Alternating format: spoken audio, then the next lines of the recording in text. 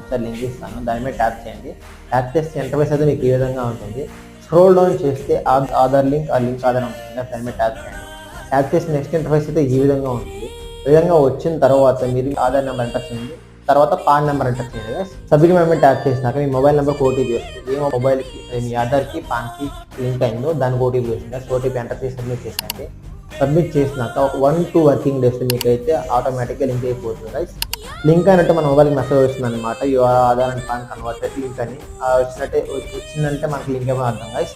So అలా check చేసుకోవాలి ఈ యాప్లో. అంటే మళ్ళీ మీరు మీ వెబ్సైట్ ఓపెన్ చేస్తే మొత్తం ఇంటర్ఫేస్ ఏ విధంగా ఉంటుంది అనమాట.